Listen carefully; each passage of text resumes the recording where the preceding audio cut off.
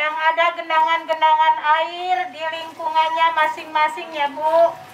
Kita tahu bahwa saat ini adalah masa pancaroba, tahu-tahu hujan, tahu-tahu panas. Ini tentu menjadi sebuah potensi juga untuk adanya satu ancaman, yakni adanya DBD.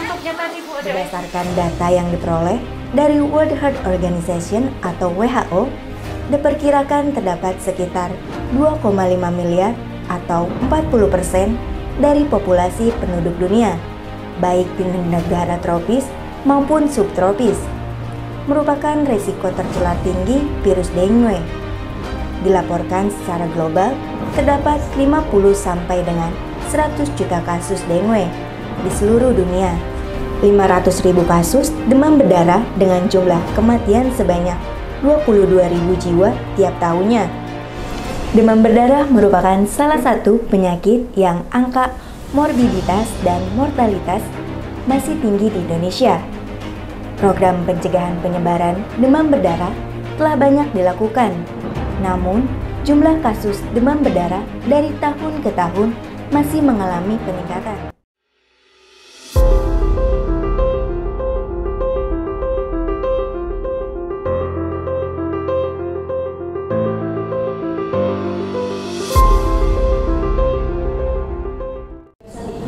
Ada 56 kasus DBD dan juga untuk dari laporan masyarakat totalnya ada 117 kasus DBD.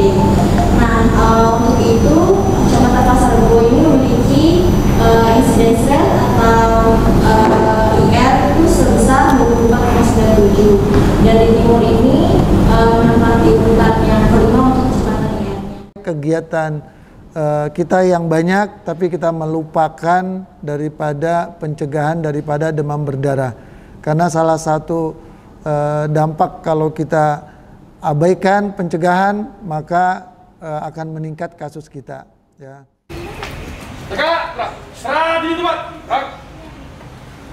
Kita tahu bahwa saat ini adalah masa pancaroba, tahu-tahu hujan, tahu-tahu panas.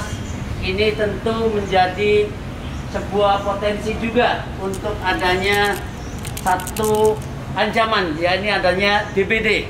Oleh karena itu, pada kesempatan kali ini, mari sama-sama kita ingatkan kembali kepada warga kita untuk selalu melakukan upaya-upaya pencegahan DBD, yakni dengan jumantik.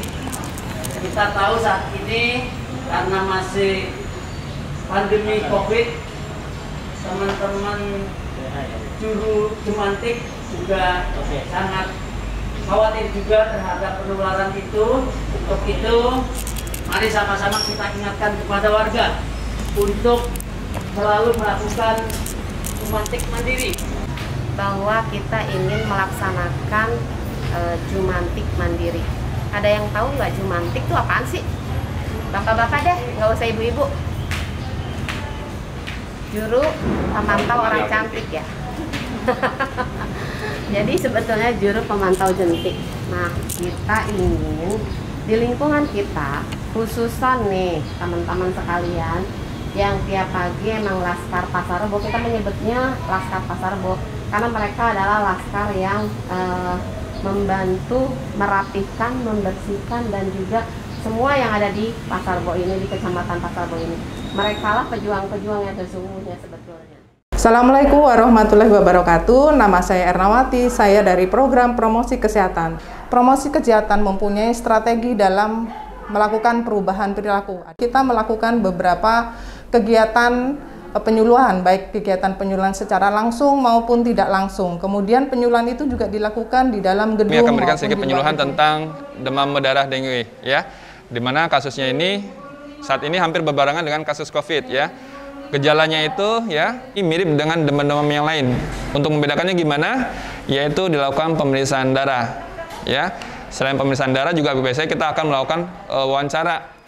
Dan kemudian kita maksimalkan juga penggunaan media sosial seperti Instagram, WA Group, dan kita juga memiliki layanan hotline 24 jam.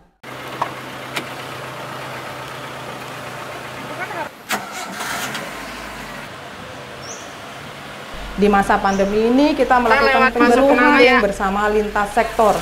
Ya kayak kemarin itu. Ya. Kami dari Puskesmas Kecamatan Pasar Rebo menghimbau kepada seluruh warga untuk tetap waspada terhadap penyakit demam berdarah seiring dengan meningkatnya curah hujan di wilayah Provinsi DKI Jakarta. Himbau kepada masyarakat untuk waspada terhadap penyakit demam berdarah. Kami himbau kepada seluruh warga masyarakat untuk melakukan PSN, pemberantasan sarang nyamuk secara mandiri di rumah masing-masing. Mari kita budayakan gerakan satu rumah, satu Jumantik, lakukan pemberantasan sarang nyamuk secara mandiri. Strategi yang kedua adalah pemberdayaan masyarakat. Sesuai dengan definisinya, pemberdayaan adalah proses untuk meningkatkan pengetahuan, kesadaran, dan kemampuan individu, keluarga, dan masyarakat untuk berperan aktif dalam upaya kesehatan. Ini Bapak, terima kasih ya Pak. Ibu sehat.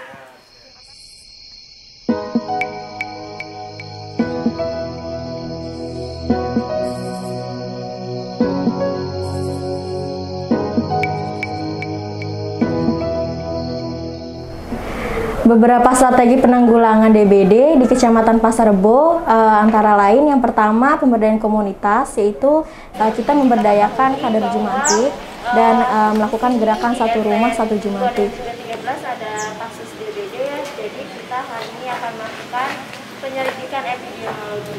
Penyelidikan epidemiologi itu adalah suatu kegiatan untuk mencari atau kita istilahnya untuk mendeteksi apakah ada penularan kasus DBD di sekitar kasus yang pertama itu. Iya, jangan lupa ya Pak PSN-nya untuk membersihkan penampungan air kulkas, air AC, ada pakai kulkas kan Pak?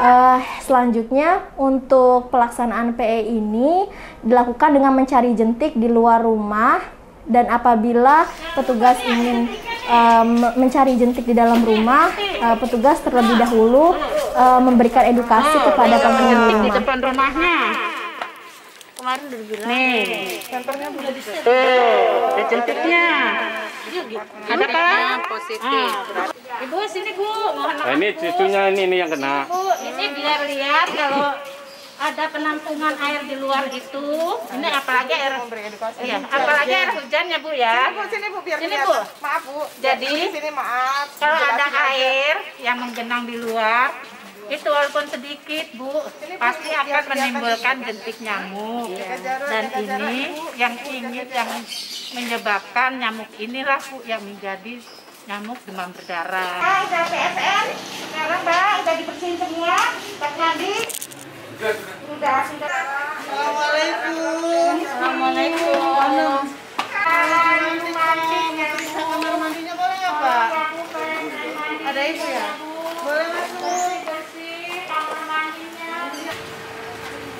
Tadi tenggorokin ya Bu? Ayo Bu Susi dibersihkan tempat-tempat yang kotornya.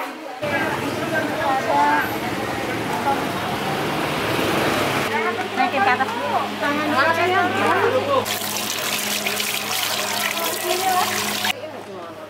Nah, sekarang kita sudah ada di MTS 33 nih untuk bertanya-tanya tentang gimana sih pengendalian DBD. Di sini sudah ada Bu Siti Mukaroma, penanggung jawab UKS ya Bu ya, sekolah MTS 33, dan Ibu Nining selaku kepala sekolah MTS 33 Jakarta. Nah, nih Bu, saya pengen tanya nih, meningkatnya kasus DBD sekarang, gimana sih pengendalian DBD di sekolah MTS 33 Bu? Terima kasih. Jadi pengendalian kasus DBD di MTS 33 kami berusaha untuk menghilangkan genangan-genangan air. Namun adapun genangan-genangan yang tidak bisa kami kontrol, artinya seperti di lapangan kadang suka ada endapan-endapan seperti itu. Kami diantaranya adalah ada abate yang diberikan oleh tim Jumantik dari RT RW. Kemudian juga di kolam-kolam kami juga berikan ikan cupang. yang ada di kolam. Jadi agar tidak tumbuh jentik di situ sebagai santapan ikan ya. Oh ya teman-teman, ini juga sudah nggak pakai tatakan nih. Jadi ini sudah pengendalian, salah satu pengendalian dilakukan di sekolah MTS 33, salah satunya ini sudah tidak ada tatakannya. Kita ikut.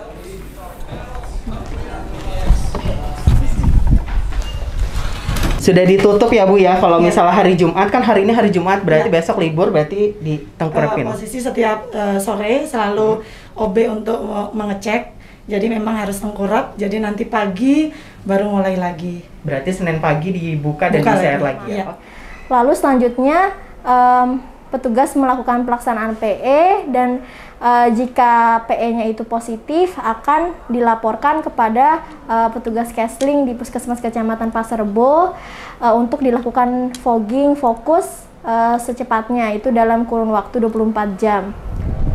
Tahap pelaksanaan fogging di masa pandemi yaitu fogging demam berdarah adalah penyemprotan insektisida untuk membunuh nyamuk yang dilakukan sebagai upaya mencegah penyakit yang dapat ditularkan melalui gigitan nyamuk demam ada berdarah. Kasus demam berdarah di RT 02 dan di RT 13 RW 03 Cijantung, maka hari ini kita akan melaksanakan persiapan pelaksanaan fogging. Yang pertama menyiapkan insektisida, bahan bakar, alat fogging, dan petugas foggingnya. Petugas fogging paling 10 menit.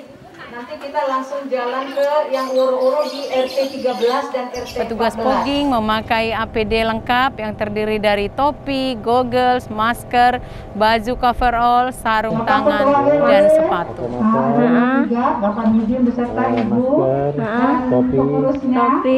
Sarung tangan.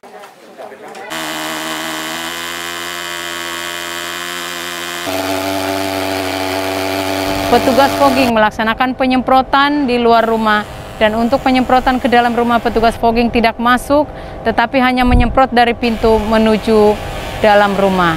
Adapun radius area yang di fogging adalah 200 meter dari rumah penderita demam berdarah yang ditemukan, dan tetap memperhatikan social distancing yang berlaku.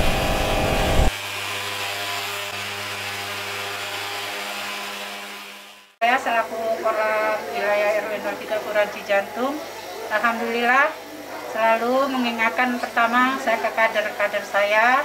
Nah, tiap hari Jumat saya selalu mengadakan kegiatan woro-woro. Selama di masa pandemi ini, saya tetap mengadakan kegiatan woro-woro bersama kader Simantik di lingkungan masing-masing, didampingin oleh Bapak RT dan Pak RW. Lingkungan RW 3 ini setiap hari Selasa dan Jumat kita mengadakan PSN di setiap woro-woro di setiap lingkungan. Ini memang di setiap RT kita akan mengadakan woro-woro supaya warga setempat mengetahui untuk DBD itu sangat berbahaya di lingkungan kita. Beberapa strategi pengendalian demam berdarah di 7 tatanan. 1. PSN pada perumahan warga antara lain PSN rutin, laparsidasi, memelihara tanaman pengusir nyamuk, memelihara ikan pemakan jentik. 2. PSN di institusi pendidikan. 3. PSN di fasilitas kesehatan. 4. PSN di perkantoran. 5. PSN di tempat penjualan makanan. 6. PSN di tempat ibadah. 7. PSN di tempat olahraga. Kasus demam berdarah selalu mengintai kita semua, kapanpun dan dimanapun. Satu gigitan nyamuk dapat menimbulkan kematian. Sebagai wilayah yang endemis demam berdarah, perlu adanya kegiatan PSN baik di masa pandemi maupun bukan dalam masa pandemi, dan meningkatkan kembali gerakan Satu Rumah Satu Jumantik untuk memutus penularan penyakit demam berdarah.